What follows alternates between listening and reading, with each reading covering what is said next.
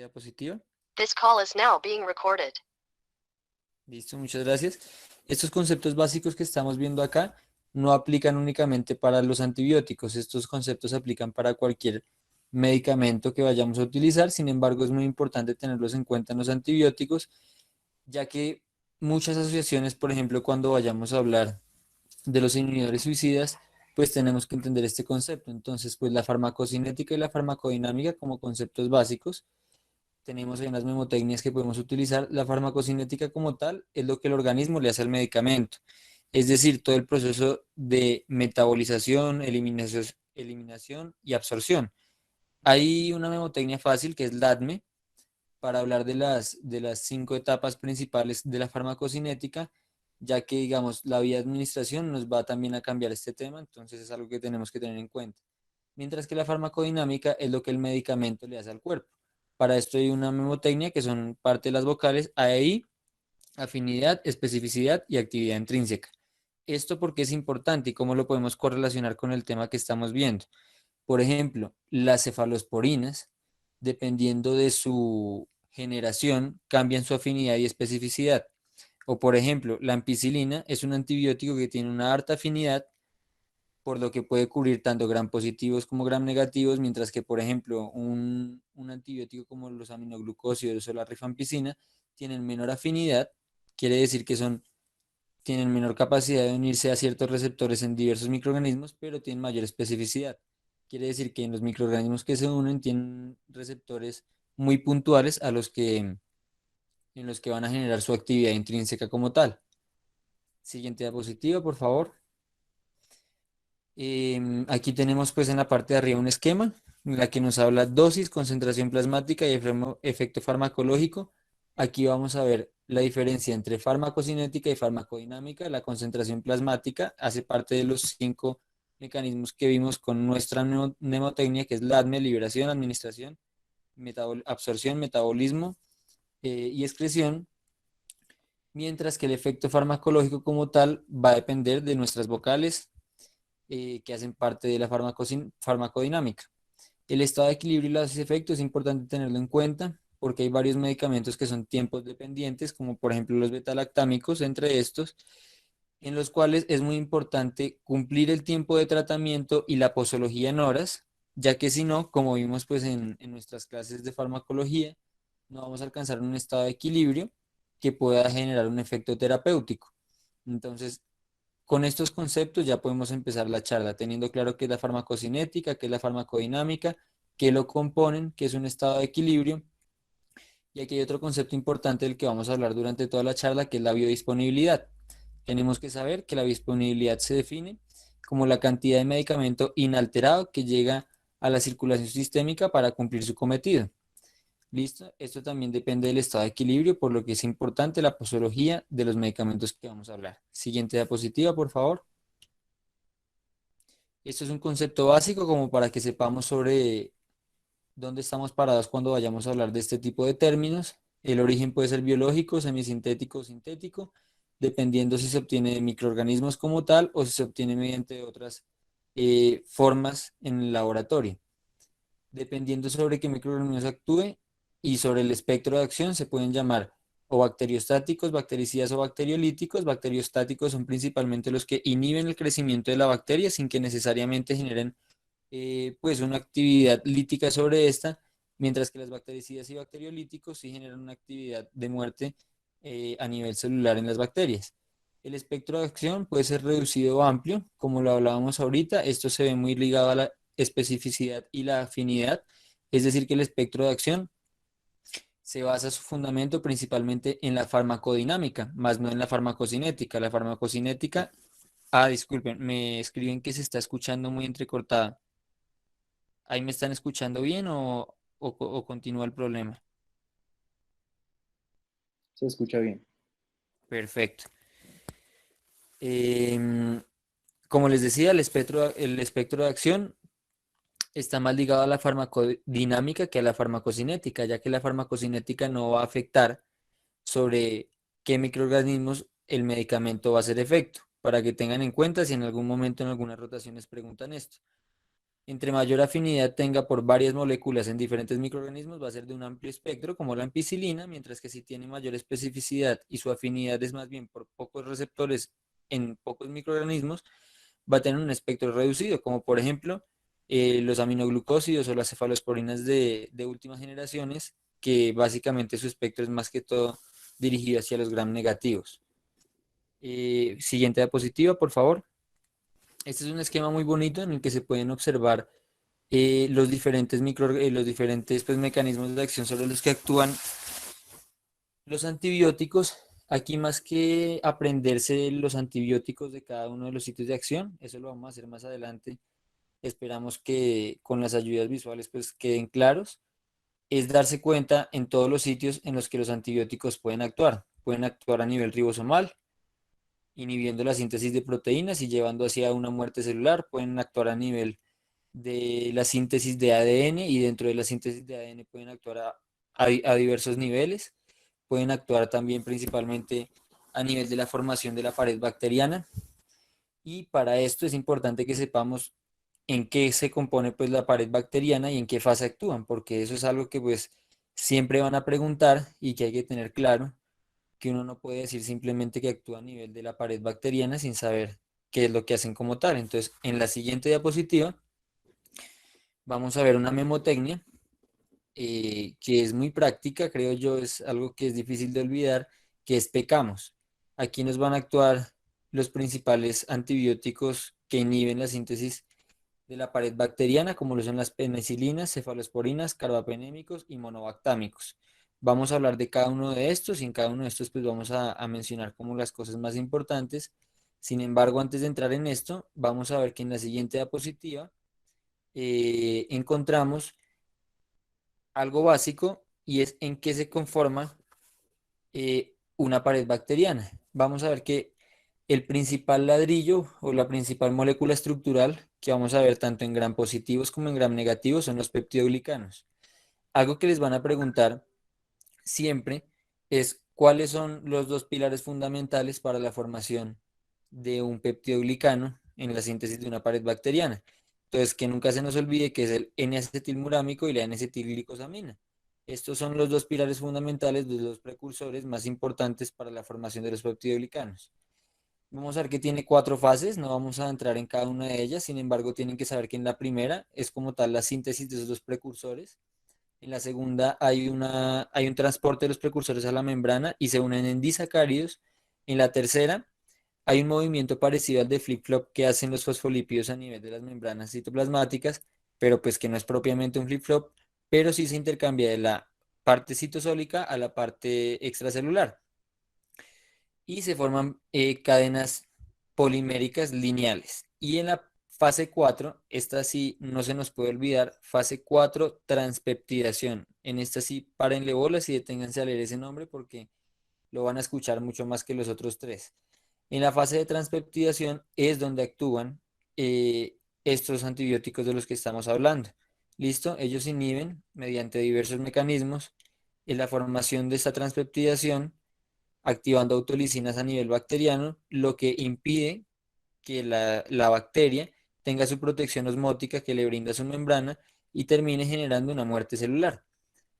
Aquí al lado derecho vamos a ver rápidamente la diferencia entre un gram negativo y un gram positivo. El gram negativo tiene doble membrana, mientras que el gram positivo tiene una membrana única, sin embargo su pared de peptidoglicanos es más amplia, por lo que las tinciones eh, son pues más visibles, ¿no? Por eso se llaman gram positivos y gram negativos, porque las tinciones de gram se unen principalmente a los peptidoglicanos y en los gram positivos al haber mayor número de estos, la tinción se adhiere con mayor firmeza.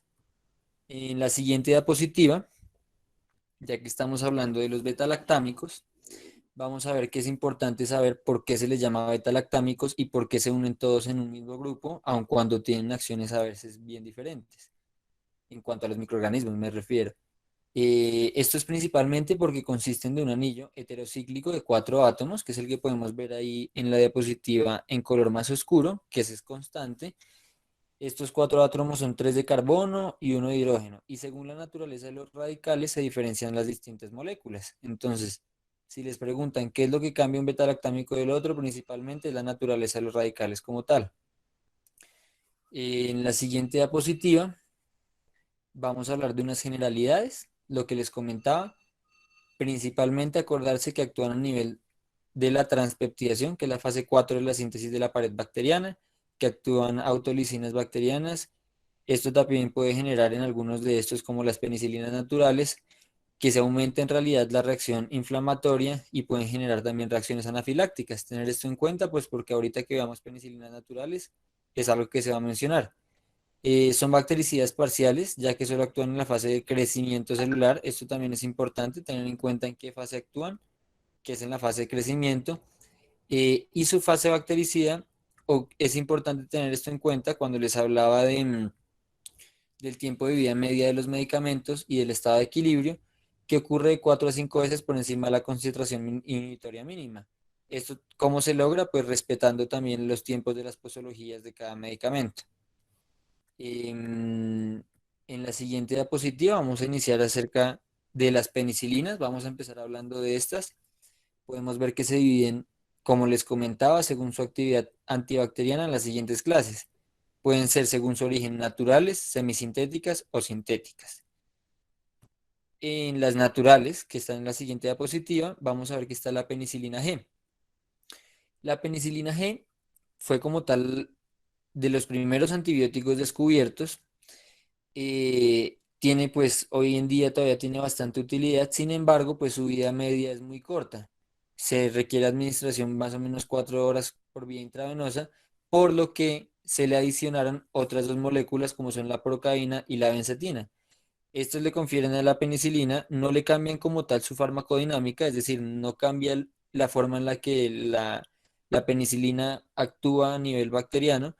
Sin embargo, sí cambia su farmacocinética, es decir, mejora el tiempo de vida media del medicamento, disminuye la metabolización y la excreción de este, por lo que puede durar por horas o hasta semanas, dependiendo de cuál de las dos vayamos a usar. Em, Esto es lo principal que tienen que saber. Benzatínica y procaínica tienen la posibilidad de ser administradas intramuscularmente y aumentan el tiempo de vida media, y la cristalina posibilita evitar el primer paso, ya que se puede administrar de manera intravenosa.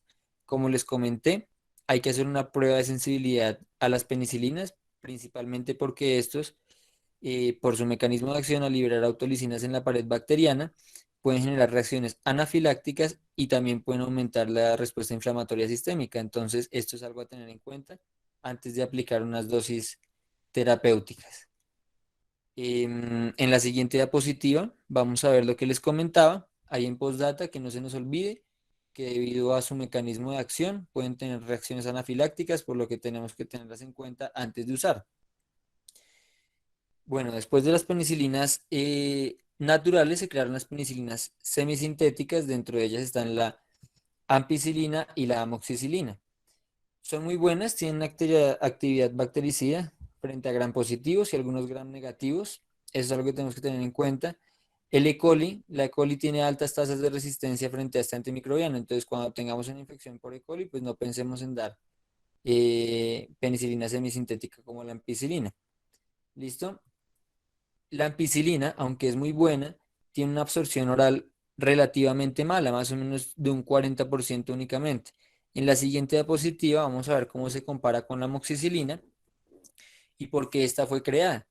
Hacia 1972, después de la creación de las de la ampicilina como tal, se creó la amoxicilina esperando que tuviera una mejor biodisponibilidad por vía oral. Y se logró. Esta tiene una biodisponibilidad del 75% de absorción a nivel oral.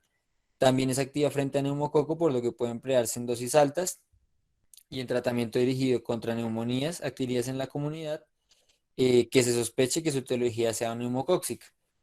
Adicionalmente de estas dos como tal se clasifican como aminopenicilinas. También tenemos otras penicilinas que son importantes recalcar, como las carboxipenicilinas.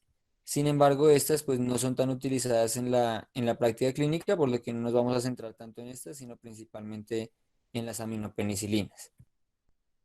Em, en la siguiente diapositiva vamos a ver el inicio de las penicilinas sintéticas.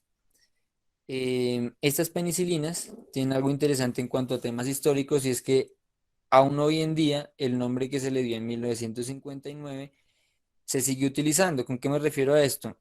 Todos habrán escuchado en algún momento Staphylococcus aureus meticilino resistente, así no sea específicamente contra meticilina.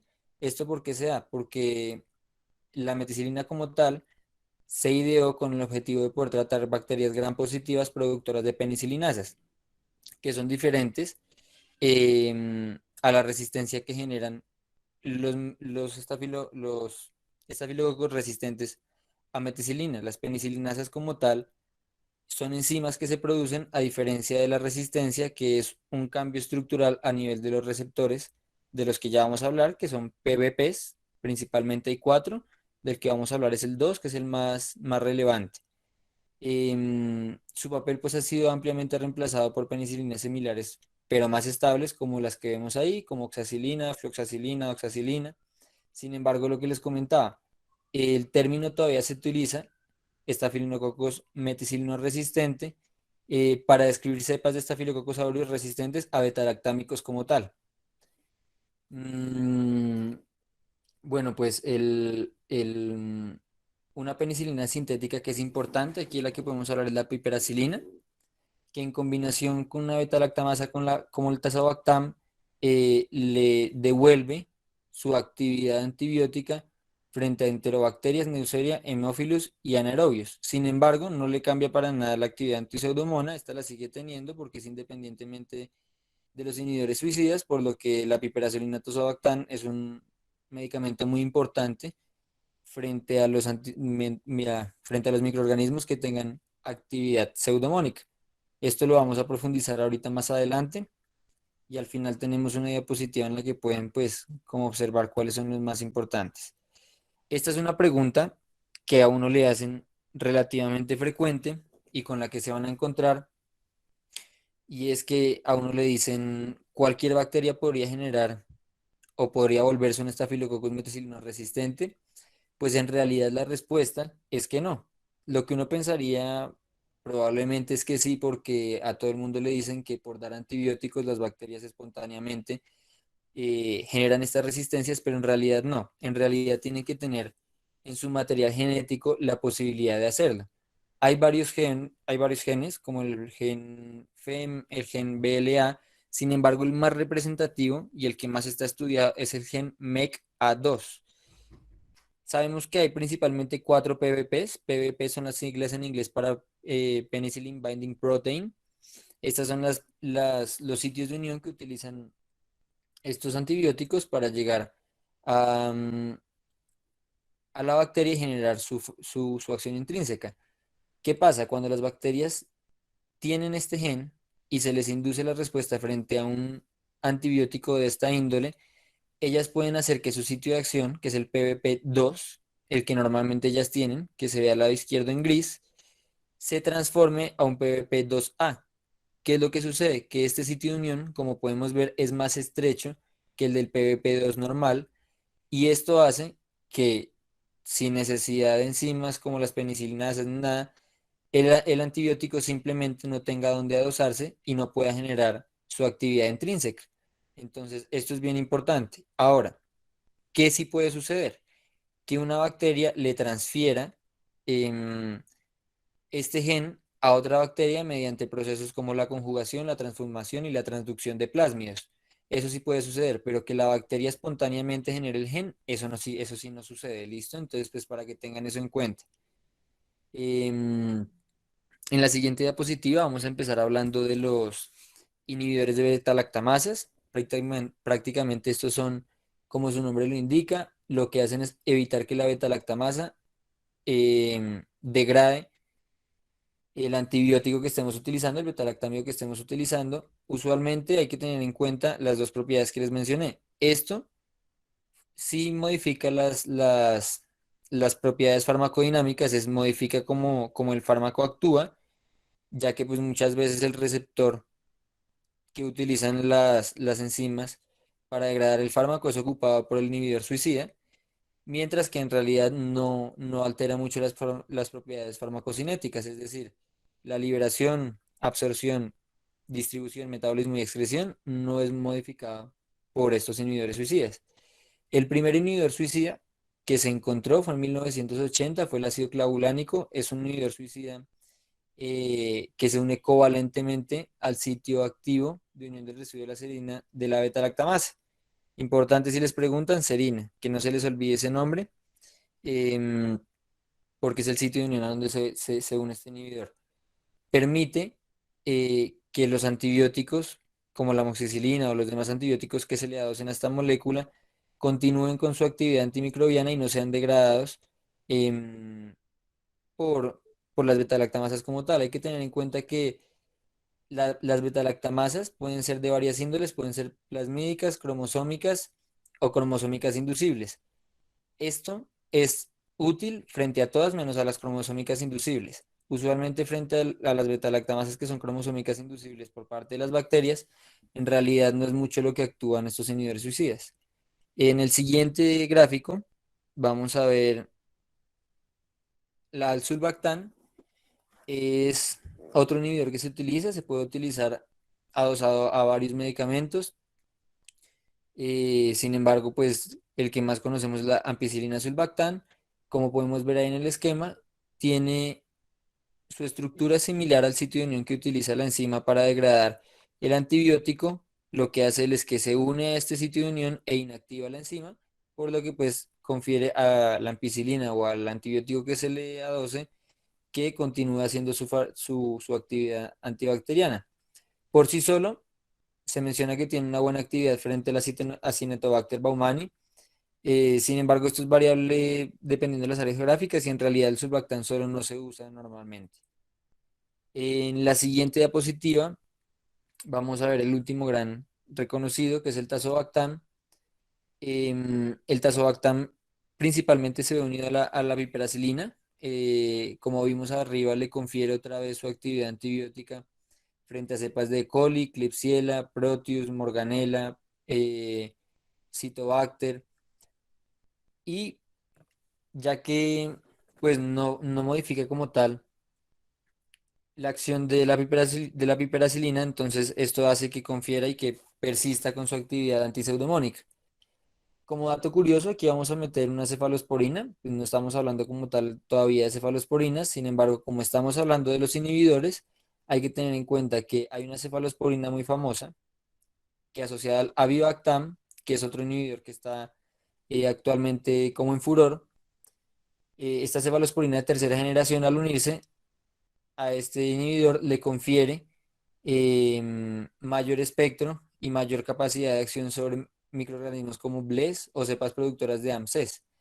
Hay varios estudios, el más pues, representativo frente a esta combinación es el estudio Reprise, que podemos ver ahí, en el que compararon el efecto carbapenémico versus el efecto de este medicamento, esta cefalosporina y este inhibidor, y se dieron cuenta que en realidad para infecciones principalmente abdominales por gram negativos y de infecciones urinarias por pseudomonas aeruginosa, tenía un efecto muy similar. Sin embargo, lo interesante es que sus efectos adversos sí eran menores, 31% versus el 39% que se obtenía al utilizar el mejor tratamiento disponible, que usualmente para estas enfermedades son carbapenémicos.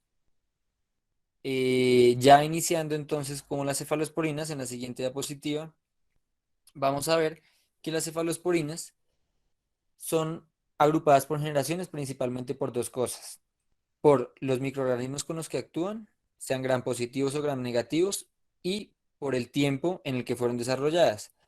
Las primeras fueron desarrolladas en 1964, por se llaman de primera generación, y las últimas en el 2013, que es la ceftarolina, principalmente.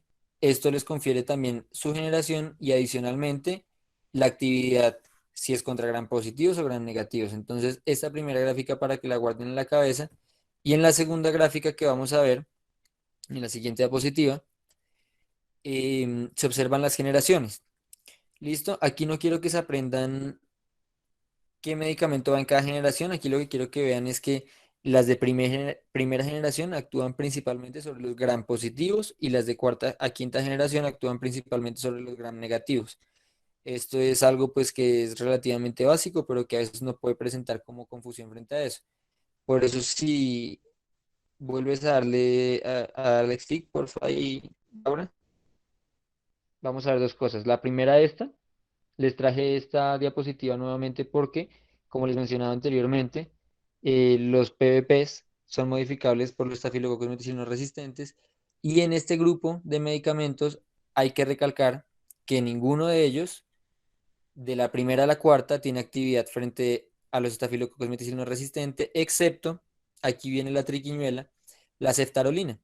La ceftarolina tiene una estructura muy similar y actúa contra microorganismos similares que las cefalosporinas de tercera generación. Sin embargo, tiene una actividad importante frente a los estafilococos meticilinos resistentes porque en su sitio de acción como tal, este sí tiene la capacidad y tiene una buena especificidad, hablando ya de la farmacodinámica acá, de unirse al PBPA2. De hecho, cuando se une a este sitio de unión, hace que se expresen otras PBPA2 que facilitan la unión de más medicamento al microorganismo, por lo que pues también son las ideales para este tipo de infecciones, son muy útiles en este tipo de infecciones. Si le das tab otra vez y otra vez, hay como una memotecnia que encontré, pues no es como la más clara, pero si le das otra vez, por favor, Laura, y es que al uno le cabe un más y al 4 le cabe un menos. Entonces, para que no se olviden de eso que vieron ahorita atrás, que el uno más, 4 menos, es decir, las primeras son gran positivas y las últimas son gran negativas. Y ahora sí, en la siguiente diapositiva vamos a ver una memotecnia muy chévere que encontré. Sin embargo, pues como todas las memotecnias tienen sus excepciones, ahorita más adelante las vamos a ver. Sin embargo, tengan en cuenta esto, para que no se les olvide. Primera generación, después del CEF, tienen un A. O sea, en vez de aprenderse todas las cefalosporinas de la primera generación, traten de tener en cuenta eso. Si me dicen cefalotina, cefasolina. Bueno, después del CEF viene un A, o sea, primera generación. Las de segunda generación tienen sus excepciones, pero generalmente, y las más conocidas, después del CEF vienen una vocal, o la O o la U. Son las dos vocales que vienen en la segunda generación. Entonces ahí es fácil, cefuroxima, cefoxitina.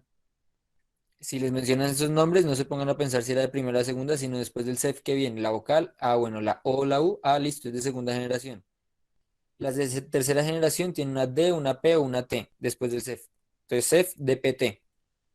Entonces, no sé, ceftriaxona, por ejemplo, que es la más conocida, o ceftarolina, todas esas que ustedes van a ver DPT después del CEF, tercera generación.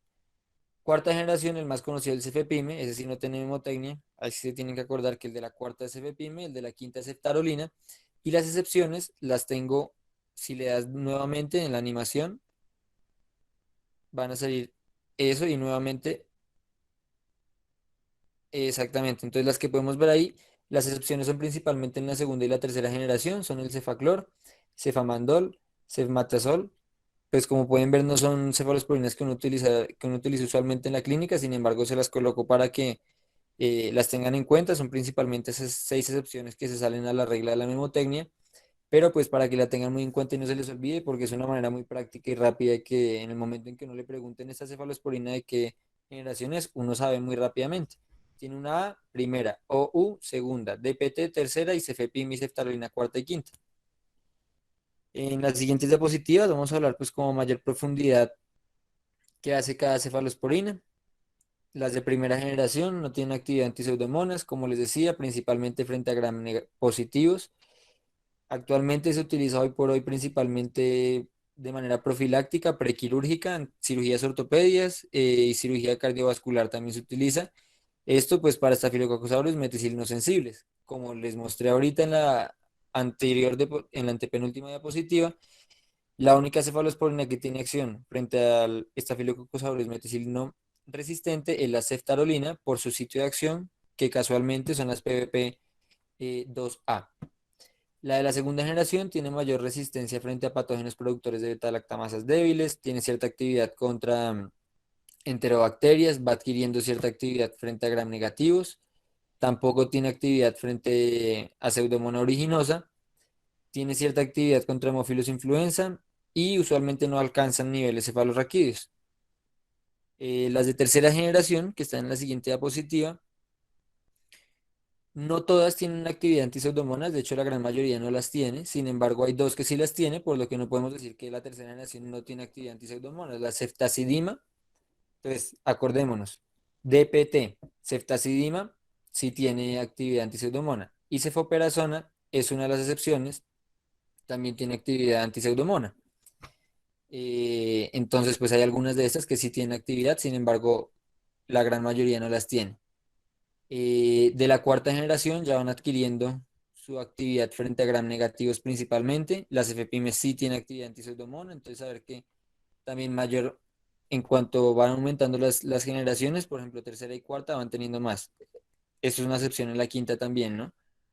Eh, Tiene mayor actividad frente a gram negativos, en general trata de moléculas, son similares a la de tercera generación, al igual que la quinta es igual a la de tercera generación, sin embargo las de cuarta generación son más tiene una estructura que es altamente hidrófila, por lo que permite una mejor penetrancia en cuanto a los gram negativos en su pared bacteriana.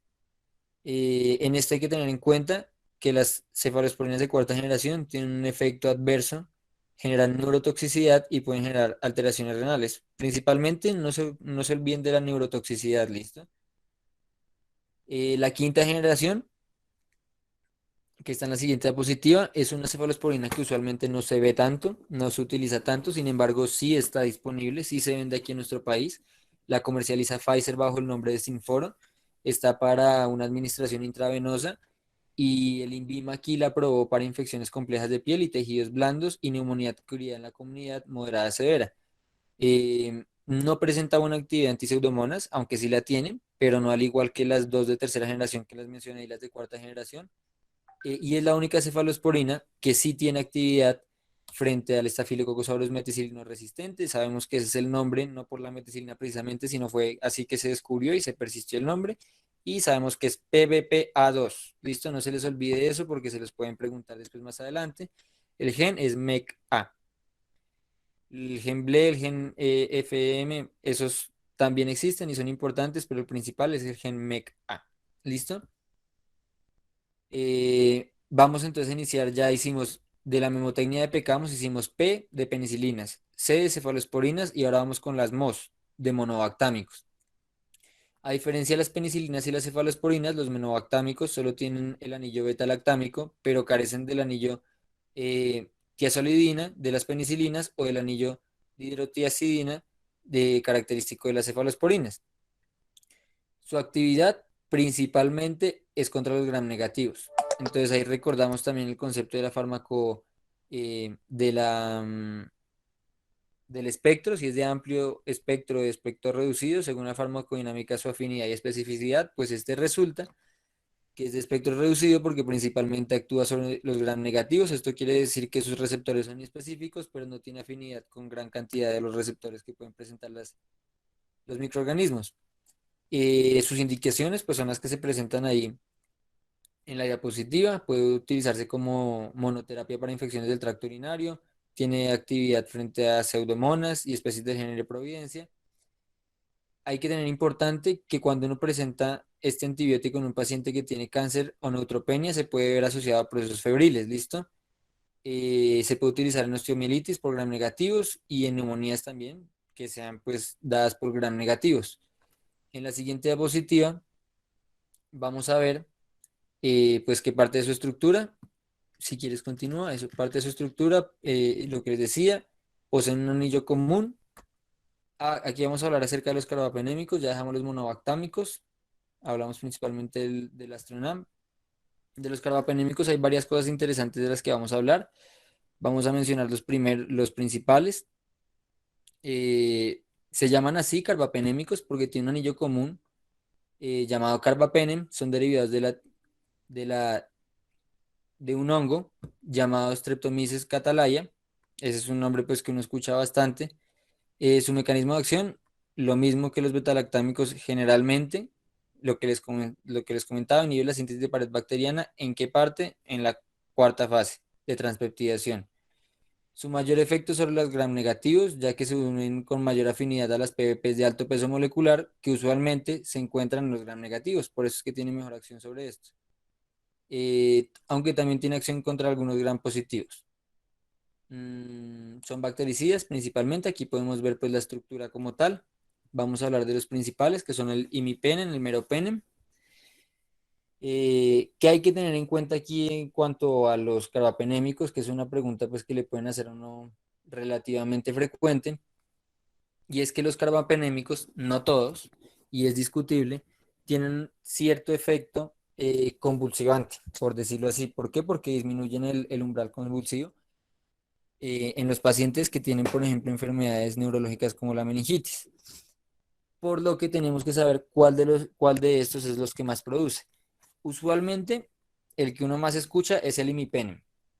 Eh, ¿Por qué se supone que generan este efecto? Pues es en realidad porque su anillo beta-lactámico comparte una estructura muy similar con el ácido aminobutírico, o como lo conocemos vulgarmente como el GABA, y sabemos pues que el GABA media la neurotransmisión inhibitoria, por lo que pues si se compite frente a este neurotransmisor inhibidor, se va a aumentar el potencial de membrana, lo que va a generar un estado excitatorio y una despolarización más rápida en cuanto a los estímulos, por lo que se genera este tipo de problemas. Sin embargo, los estudios que avalaron el hecho de que el imipenem es más riesgoso que el meropenem, pues tienen algunos sesgos que es importante compartirlos con ustedes, y es que principalmente los estudios con meropenem excluyeron pacientes con crisis previas, mientras que los estudios con imipenem, en 7 de los, se hicieron 21 estudios para comparar estos dos medicamentos,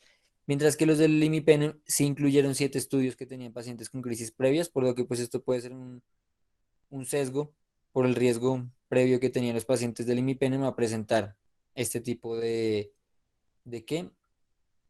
De episodios. Sin embargo, pues el odds ratio del meropenem sigue siendo menor, sigue siendo el que tiene mejor indicación para tratamiento de pacientes que tengan alteraciones a nivel neurológico, por decirlo así, meningitis. Las dosis que vemos son las que están ahí. Importante tener esto que les mencioné en cuenta, pues hay un sesgo ahí, pero igual los estudios están avalados y están avalados para eso. Hay una memotecnia que dice Mero Homero. Si le das otra vez va a salir una animación de Homero Simpson, como que para que no se les olvide, sobre el meropenem, para que siempre que les digan cuál se usa a nivel del sistema nervioso central, ustedes piensen Mero Homero. Entonces, Mero Homero es porque, según los 21 estudios que se hicieron, el meropenem tenía un odds ratio menor para generar eventos convulsivantes que el imipenem. No porque su estructura fuera como tal diferente, porque la estructura que genera esta inhibición GABA es como tal el anillo beta-lactámico que ambos comparten, sino por estudios experimentales observacionales, 21 para ser precisos, que se hicieron en estos dos medicamentos, en los que se evidenció que el imipenem tenía mayor riesgo. Sin embargo, hay un sesgo ahí porque en el imipenem se incluyeron pacientes que tenían riesgo previo, ¿no? Em, bueno, pues las vías medias, ahí están. La del meropenem usualmente es un poco más larga. Las dosis están ahí. Vamos a hablar ahora del doripenem y el ertapenem. El doripenem como tal es el más nuevo. Está en la siguiente diapositiva. Es el más nuevo, tiene un espectro similar al del meropenem. Es más activo que el meropenem frente a la pseudomonas originosa y frente a la Cinetobacter. Eso es importante tener en cuenta. Sus dosis son de 0,5 a 1 gramo cada 6 a 8 horas. Y el ertapenem, esto es un dato muy importante que ustedes lo tengan en cuenta. Entonces, cuando les mencionen carbapenémicos, entonces el imipenem, listo, de pronto que uno no se acuerde, meropenem, mero. Ese es para el sistema nervioso central. Doripenem, que es el más nuevo, y el ertapenem no tiene actividad antipseudomónica. Listo, entonces cuando les pregunten, todos los carbapenémicos tienen actividad antipseudomónica, no, señor. El ertapenem no tiene actividad antipseudomónica. Sí se puede utilizar, sin embargo, es un muy buen medicamento. Se puede utilizar en infección de vías urinarias por enterobacterias, con beta-lactamases de espectro extendido, para neumonías aspirativas, sepsis intraabdominal de etiología no pseudomónica. Sus dosis de 1 gramo cada 12 a 24 horas, intravenoso. Pues la ventaja en su posología es la que mencionábamos ahorita del estado de equilibrio. Si solamente se da una vez, es mucho más fácil aplicarlo y es menos probable que uno tenga una reacción no deseada en el medicamento, ya que su estado de actividad va a ser más prolongado en el tiempo. Tengan en cuenta esto frente a los carbapenémicos, ¿listo? Para que no los vayan a corchar en ese tema. Y pues que no se les vaya a pasar de pronto darle un imipenem a un paciente con una meningitis. Vamos a continuar con los antibióticos polipeptídicos. En este caso los voy a dejar con mi compañero. Listo, listo, gracias Juan Pablo. ¿Me escuchan bien Ok. ahí? Listo. En cuanto a los polipeptídicos, bueno, tenemos tres, los glucopéptidos, los lipopéptidos y las polimixinas. Entonces, en cuanto a los glucopéptidos, tenemos la vancomicina, que tanto hemos escuchado. Entonces, estos tres que mencioné, estos tres tipos que mencioné anteriormente, van a tener todos actividad bactericida. Hablando de la vancomicina, esta va a ser usada en infecciones moderadas a complicadas y va a ser la primera línea de manejo contra infecciones por Staphylococcus aureus, meticilino resistente, pero también tiene actividad frente a gérmenes gram positivos, también Clostridium difficile y algunos enterococos. Es importante tener en cuenta que estos no tienen acción contra gram negativos, por lo cual no habría un beneficio en utilizarlos frente a estos. En cuanto a su mecanismo de acción, como ya se ha venido mencionando, pues este va a inhibir el proceso de transglicosilación, impidiendo la unión de las capas del peptidoglucano y va a generar una inestabilidad de la pared bacteriana. Y aquí está la dosis.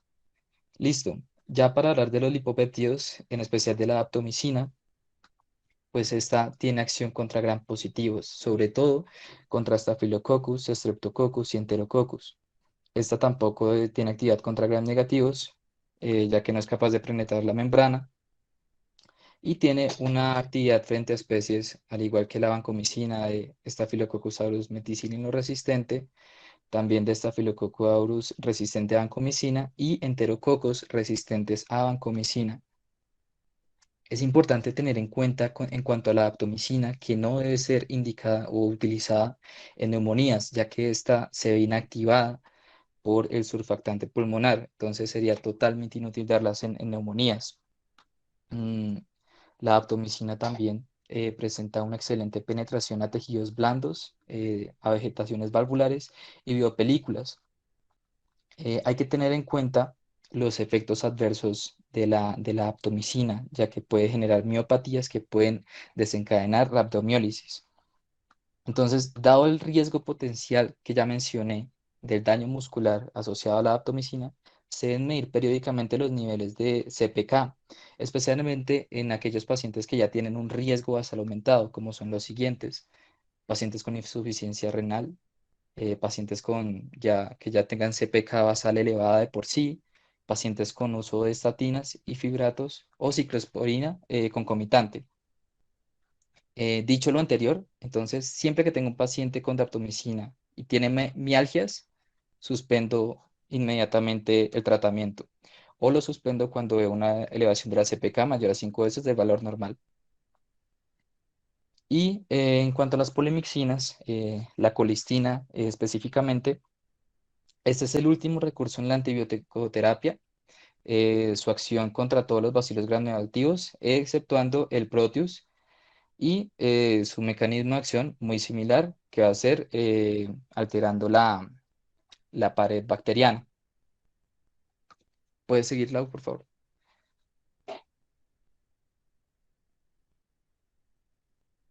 Listo. Ahora pasamos a otro grupo muy importante que van a ser los inhibidores de la síntesis de proteínas.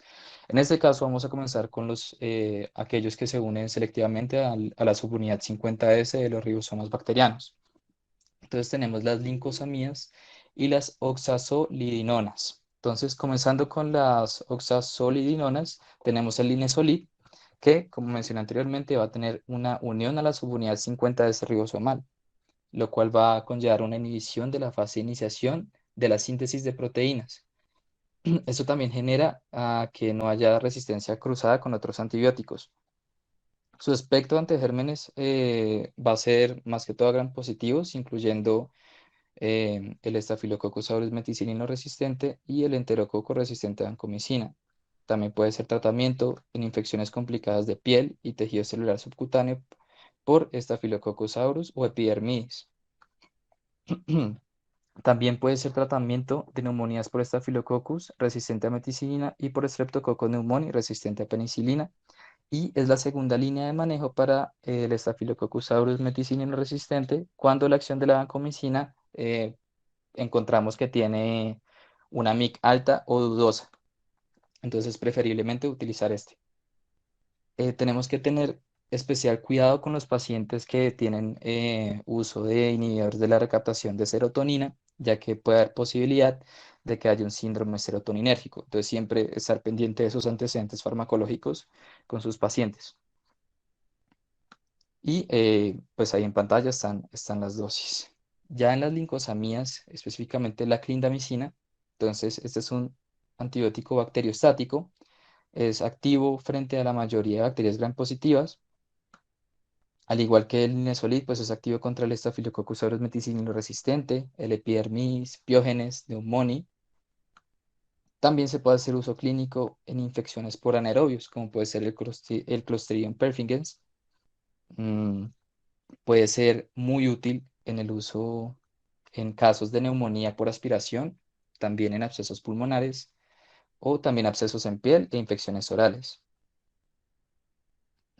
Y lo mismo, su mecanismo de acción va a ser igualmente por la unión a la ceponidal 50S ribosomal. Sigue, por favor.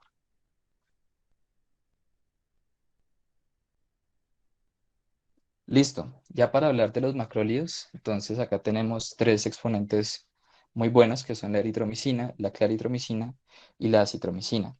Entonces, el mecanismo de acción de los macrólidos va a ser em, específicamente la unión reversible a la subunidad 50S y estos inhiben la translocación de la síntesis de proteínas. Este mecanismo es igual al de las lincosamías y por eso no se debe, pues, administrar en conjunto. Estos son fármacos muy usados en pediatría y sus principales efectos adversos son efectos gastrointestinales y prolongación del intervalo QT. Y son muy buenas alternativas para pacientes alérgicos con penicilinas. En cuanto a la eritromicina, pues se utilizan en infecciones del tracto respiratorio, piel, tejidos blandos, que son especialmente por gram positivos. Se indica para infección por no, por Mycoplasma pneumoniae, Legionella pneumófila, difteria, conjuntivitis o neumonía por Chlamydia trachomatis. Este tiene de especial que es el más gastrotóxico de estos tres y tiene una menor vida media que los demás, por lo cual debe ser administrado cada 6 horas. En cuanto a la claritromicina, esta es particularmente efectiva contra ciertas bacterias gram negativas, como son Legionella pneumófila, Haemophilus influenzae, Neisseria gonorrea y algunas gram positivas, como son el Streptococcus pneumoniae. También la claritromicina ha demostrado ser un tratamiento muy efectivo contra algunos bacilos gram negativos, como son el Helicobacter pylori. Este tiene una vida media más larga, por lo cual puede ser administrado cada 12 horas. Listo.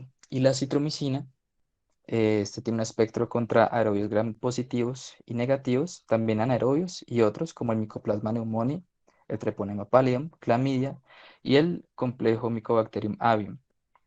Este es menos gastrotóxico al tener mayor estabilidad en pH gástrico y es el de mayor vida media, por lo cual se puede dar una vez al día. Sigue, por favor.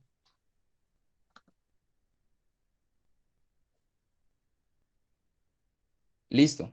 Ya dejamos de un lado los inhibidores de la síntesis de proteínas, pero aquellos que se unen a la subunidad 50S. Ahora pasamos a los de la 30S y comenzamos con los aminoglucósidos. Entonces, estos van a tener una actividad bactericida. Su mecanismo de acción va a ser una inhibición irreversible a la subunidad 30S, lo cual va a causar una lectura errónea del RNA mensajero bacteriano. Entonces, esto va a conllevar a que se codifiquen proteínas erróneas y, por ende, se dé la muerte bacteriana. Además, también bloquea la fase de translocación peptídica. Hay que tenerse en cuenta que este es totalmente inefectivo frente a microorganismos anaerobios. Y en cuanto a su vía de administración, tienen una muy mala absorción por vía oral. Por eso se prefiere su administración vía intravenosa. En cuanto a su uso clínico, se usa para bacterias gram negativas. Adicionalmente, es sinergista. Recordar que la sinergia en farmacología es cuando con el conjunto de dos o más medicamentos logro dar un mayor efecto sobre, bueno, el efecto que yo quiera, que lo que daría cada medicamento por separado. Entonces, son sinergistas de los betalactámicos para tratar gram positivos. Mm, En cuanto a los efectos adversos y en los cuales tenemos que tener mucho cuidado con los aminoglucósidos, son la nefrotoxicidad, la ototoxicidad y en cuanto a la ototoxicidad, especialmente cuando sean en pacientes que tienen diuréticos de asa. También son teratogénicos y están totalmente contraindicados en pacientes con miastenia gravis. Entonces, ojo con los pacientes que tienen enfermedades neuromusculares. Estos tienen muy buena concentración en sangre, por lo cual los podríamos considerar para el uso en bacteriemias. También es una muy buena línea alternativa para el tratamiento de las infecciones de vías urinarias. Y aunque no se recomiendan embarazadas, los podemos utilizar solo si vemos que la vía de la materna se ve comprometida. Y acá tengo una mnemotecnia también para los que les voy a presentar ahorita, que son la tobramicina, la amicacina, neomicina y gentamicina. Sigue, por favor. En cuanto a la tobramicina, y en general a todos, van a tener usos muy similares. Las indicaciones van a ser muy similares, excepto en la neomicina, pero ya lo vamos a ver. Entonces, los usos van a ser en sepsis, infecciones en piel y tejidos blandos, infecciones en vías respiratorias, infecciones del sistema nervioso central como meningitis, infecciones óseas e infecciones intraabdominales como peritonitis. Lo especial de la tobramicina es que se puede dar inhalado en ciertos casos, y estos casos son pacientes con infección pulmonar crónica por Pseudomonas aeruginosa que tengan fibrosis quística. Y ahí está la dosis. Sin embargo, puede haber ciertas diferencias con la dosis dependiendo de la indicación. Entonces es una dosis muy general. En la micacina, las indicaciones son similares. La diferencia es que se puede usar en sepsis neonatal, infecciones por quemaduras e infecciones postquirúrgicas, especialmente las valvulares. Lo mismo con la dosis. Esta dosis que está acá mm, es muy general. No se asume para todos las indicaciones. Sigue, por favor.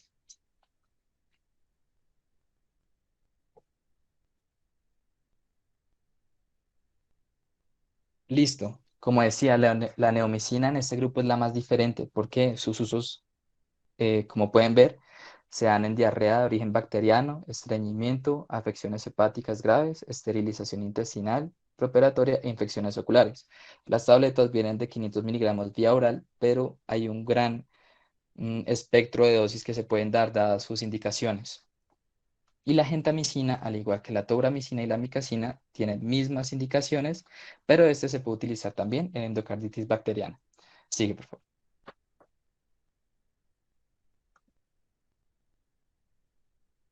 Listo, seguimos en este subgrupo de los inhibidores de la subunidad 30S y tenemos a las tetraciclinas y las glicilciclinas.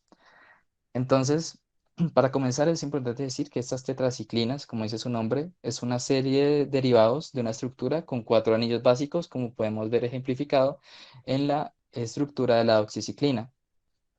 En cuanto a las glicilciclinas, estos son congéneres de la tetraciclina, son similares, pero tiene algunos sustituyentes, lo que le va a conferir una actividad de mayor espectro y tiene actividad también contra bacterias que son multiresistentes. La glicilciclina que actualmente está disponible es la tigecyclina. Listo. Entonces, estos van a ser antibióticos bacteriostáticos. Ambos inhiben la síntesis bacteriana de proteínas al unirse al ribosoma 30S bacteriano, pero estos impiden el acceso del RNA de transferencia al sitio aceptor que está ubicado en el complejo RNA mensajero ribosoma. Sigue, por favor. Entonces, tenemos a la estrella de las tetraciclinas, que es la doxiciclina, es la más importante de este grupo y entonces tiene muchas indicaciones. Alguna de estas, las más importantes, es que es el fármaco de elección, es un fármaco de elección para las enfermedades de transmisión sexual. También se utiliza en infecciones por riquecias, peste, brucelosis, tularemia e infecciones por espiroquetas. También se usa en el tratamiento de las infecciones respiratorias, incluyendo las neumonías por patógenos atípicos. También las podemos utilizar para infecciones de piel y tejidos blandos que son producidas por cepas adquiridas en la comunidad de Staphylococcus aureus meticilino resistente, pero esto no se queda acá. También podemos utilizarlo como profilaxis en, por ejemplo, en malaria, que es causada por Plasmodium falciparum, pero en áreas con resistencia a mefloquina o cuando no tengo posibilidad de utilizar otros antipalúdicos porque el área en la que estoy hay resistencia a cloroquina. También se puede utilizar como profilaxis post-exposición a Bacillus anthracis. Es coadyuvante en el tratamiento del acné vulgar y tiene actividad contra la enfermedad de Lyme causada por Borrelia. Esta es la dosis, como pueden ver, y pasamos a las tigecyclinas, a la tigecyclina. Entonces, como dije anteriormente, al cambiarse esos sustituyentes de las tetraciclinas en las glicilciclinas, pues esta va a tener un amplio espectro. Entonces va a tener actividad frente a anaerobios, gram positivos y gram negativos, y contra organismos multiresistentes, como el Staphylococcus aureus meticilino resistente, los enterococos resistentes a vancomicina y más. Son muy útiles en infecciones severas, especialmente aquellas que son intraabdominales y en piel y tejidos blandos. Tienen una muy buena penetración a órganos profundos y tejidos profundos y es una muy buena alternativa cuando nos enfrentamos a una infección por gérmenes que son productores de carbapenemasas. Sí, listo. Ya dejando atrás los inhibidores de la síntesis de proteínas, pasamos a los inhibidores de la girasa y la topoisomerasa 4, que son las quinolonas y fluoroquinolonas. Entonces, este grupo se deriva de un antiséptico urinario que tiene su tiempo, que se llama el ácido nalidíxico, que a su vez es un derivado de la cloroquina. Su origen es totalmente sintético y es el único grupo de antibióticos que actúa inhibiendo la replicación del ADN y ocasionando la muerte bacteriana.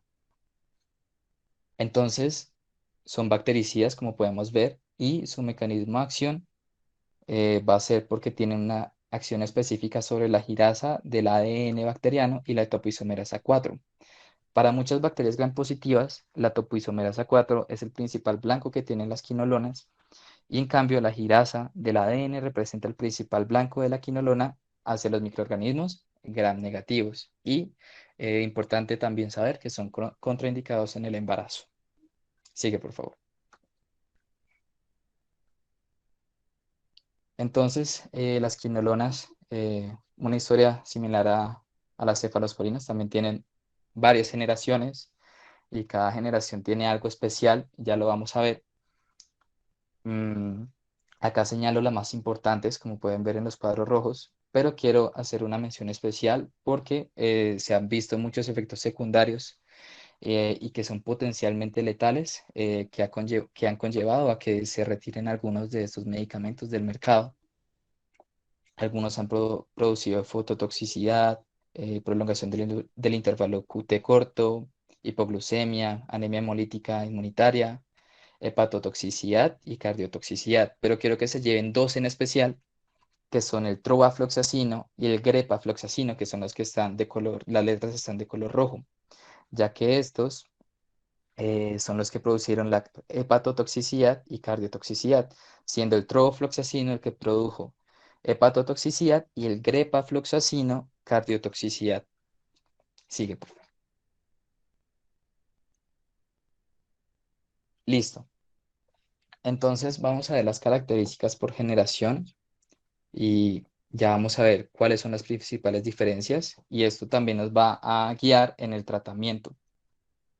Entonces, las quinolonas de primera generación son activas frente a microorganismos gram negativos como son E. coli, Proteus, Klebsiella, Enterobacter y más, pero no tienen actividad frente a pseudomonas y otros bacillus gram negativos no fermentadores. Entonces, esta no actividad frente a pseudomonas va a ser la diferencia que tienen contra las otras generaciones.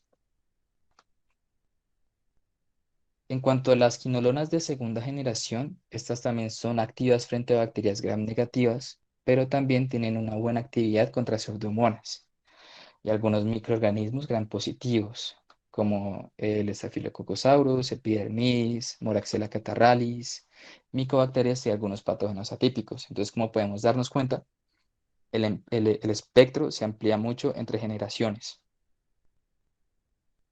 Ya hablando de los de tercera y cuarta generación, estos también van a mantener una buena actividad frente a gram negativos y micobacterias, pero su fuerte y su mejor actividad va a ser frente a gram positivos.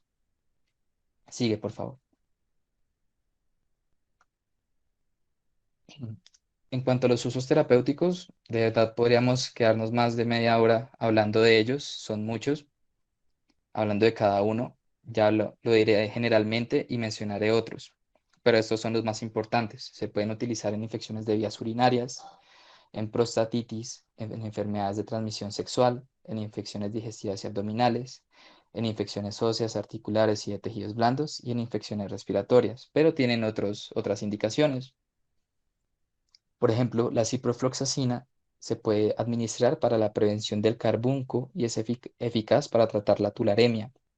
Se pueden usar quinolonas como parte de esquemas de múltiples fármacos, como sabemos, para el tratamiento de tuberculosis resistente a múltiples fármacos también. Y también para infecciones micobacterianas atípicas. Se ha visto y está probado que la levofloxacina se use para evitar el carbunco y además la peste por Yersinia pestis. Entonces, mm, son muy importantes, tienen muchos usos y hay que tenerlos muy en cuenta en nuestro tratamiento, mirar las generaciones, mirar cuál me beneficiaría más, si es contra gram negativos o gram positivos, pseudomonas o no pseudomonas. Así que, por favor. Acá están las dosis. No me voy a tener en esto. Pueden tomarles pantallazos o pueden anotarlas. Igualmente, como dije anteriormente, pueden cambiar las dosis dependiendo de la indicación. Así que, ya pasando a los inhibidores de la integridad del ADN bacteriano, tenemos los nitroimidazoles, más específicamente el metronidazol. Entonces, este es un antibiótico bactericida que va a presentar una peculiaridad y es que también tiene propiedades antiprotozoarias. Entonces, el mecanismo de acción del metronidazol es muy interesante, ya que este es un profármaco y este va a requerir de la activación de su grupo nitro por parte de los mismos microorganismos a los que ataca.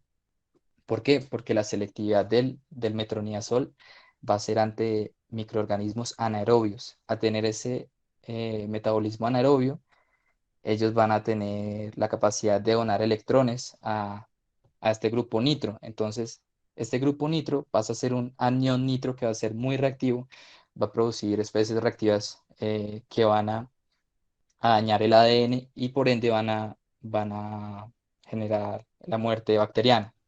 Sigue, por favor.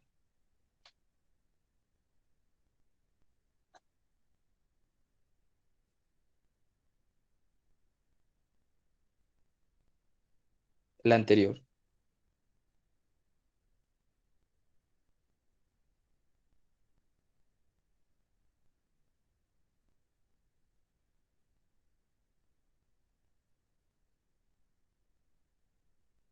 ¿Puedes poner la anterior, por favor?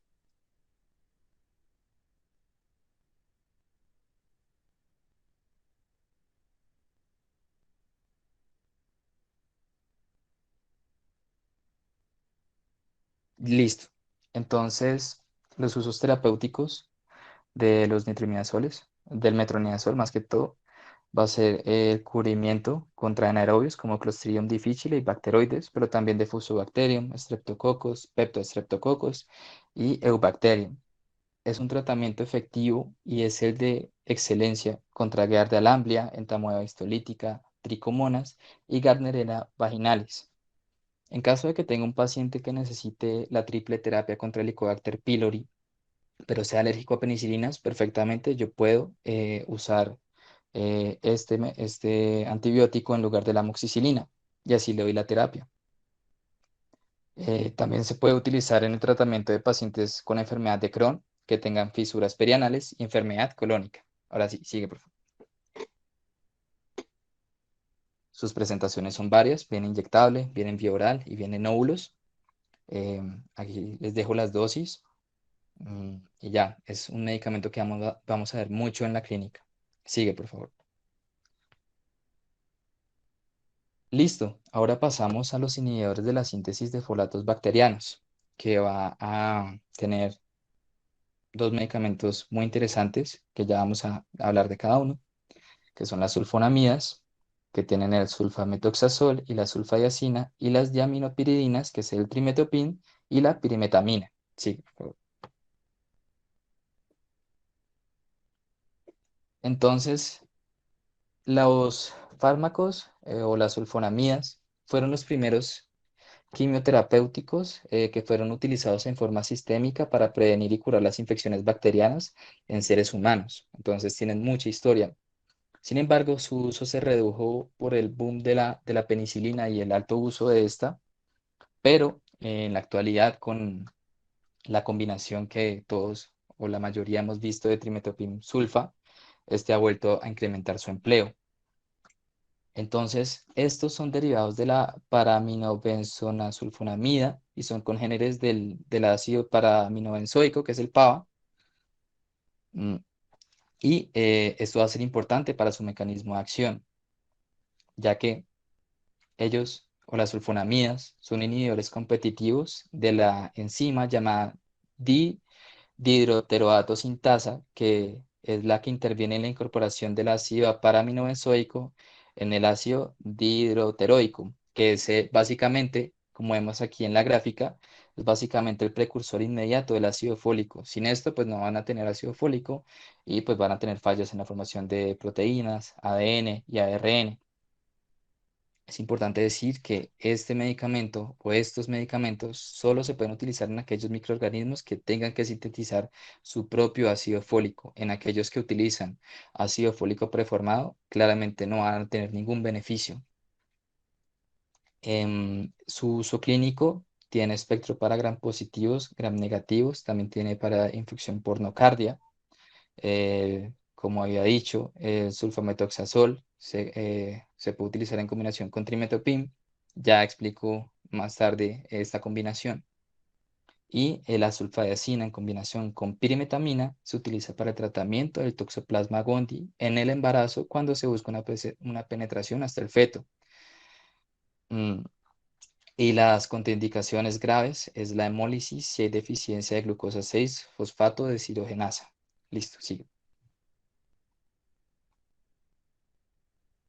Listo, en cuanto a los diaminopiridinas, estas son como el compañero de las sulfonamidas, ya que ellos presentan la trimetopima, más que todo experimenta un efecto sinérgico, que ya lo había mencionado anteriormente, de la sinergia con las sulfonamidas. Entonces, esta administración concomitante de ambos va a introducir bloqueos sucesivos en esta gráfica que les muestro del ácido fólico, en la vía biosintética del tetrahidrofolato, para ser más exactos, y pues va a ser mucho más eficaz.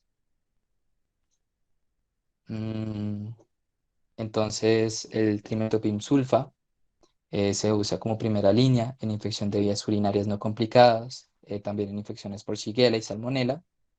También se utiliza en el profilaxis y tratamiento para neumocistis Girovechi en pacientes inmunocomprometidos y se debe evitar dar este antibiótico si al paciente ya se le está dando ácido fólico de manera externa. Entonces, tener siempre eso en cuenta. Así que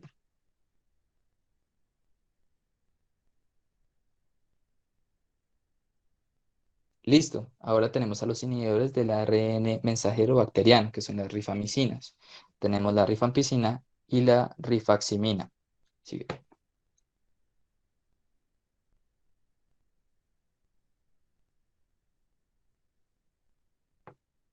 Entonces, las rifamicinas son conocidos básicamente porque su principal uso es la rifampicina en el tetraconjugado del Mycobacterium tuberculosis. Su mecanismo de acción lo vamos a explicar mediante el de la rifampicina, la cual entra a los bacilos de manera concentración dependiente y este fármaco se une con la subunidad beta del RNA polimerasa para formar un complejo fármaco-enzima estable y esto suprime la formación de la cadena de síntesis del RNA. Entonces, la rifampicina va a inhibir el crecimiento de la mayoría de las bacterias gram positivas, así como de muchas gram negativas.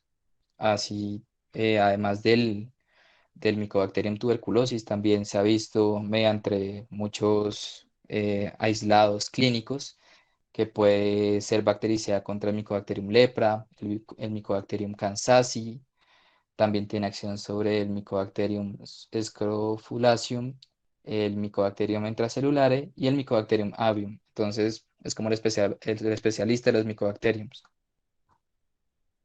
Estos se pueden utilizar en combinación con un beta-lactámico o con vancomicina para el tratamiento de algunos casos de endocarditis o estomielitis estafilocócicas.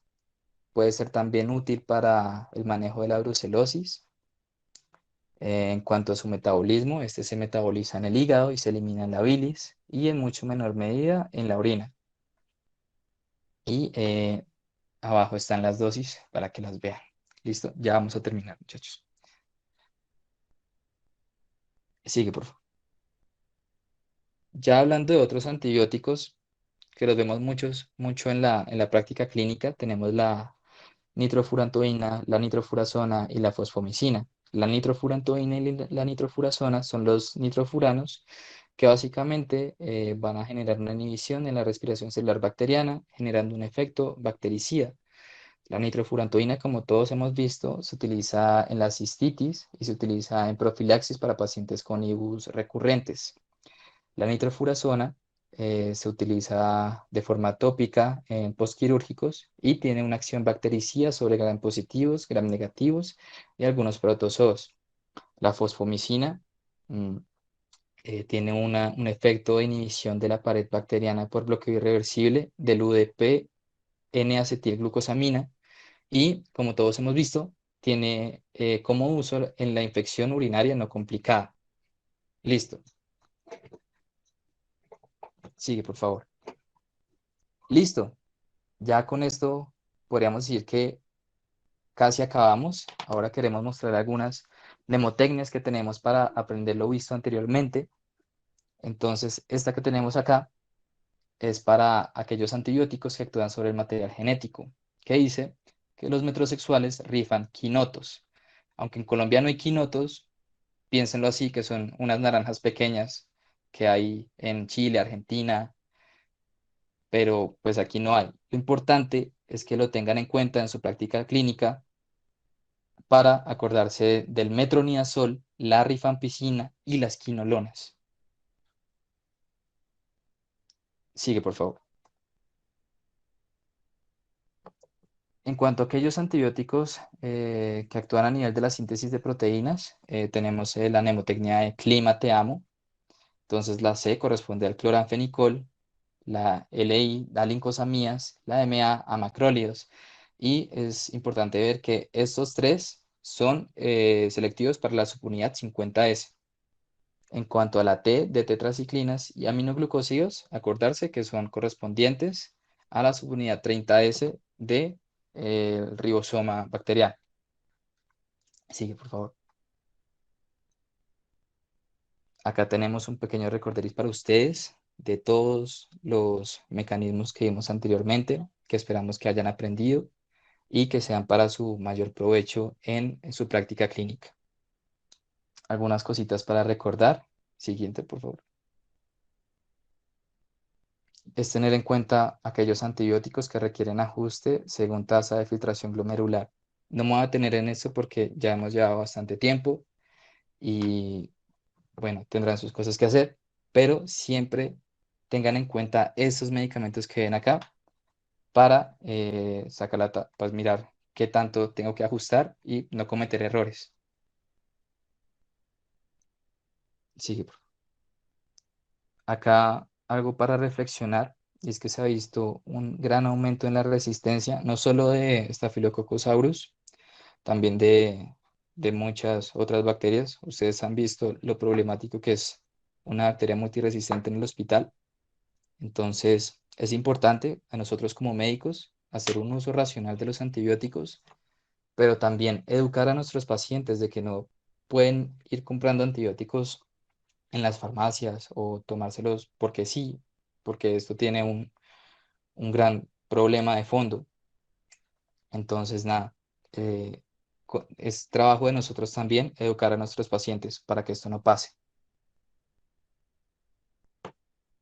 Y ya por último, para recordar, entonces los antimicrobianos con efecto antiseudomonas van a ser los amonioglucósidos, que son la micacina y la gentamicina, cefalosporinas de tercera generación, como habíamos visto, ceftazidima, cefoperazona y cuarta generación, como el cefepime, monobactámicos, el astreonam, carbapenémicos, el imipenem, el meropenem, las fluoroquinolonas, la ciprofloxacina y las penicilinas de espectro ampliado, que son varias, la ticarciclina, carbenicilina, ticarciclina ácido clavulánico y la famosa piperacilina tazobactam y la medlocilina.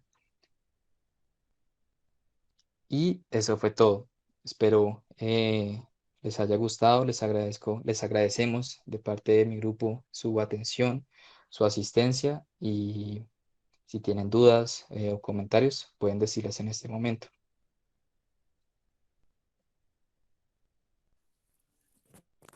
Por favor, no abandonen la charla, vamos a hacer un Kahoot ya para finalizar, eh, como para que afiancen los conceptos que pues obtuvieron en esta charla.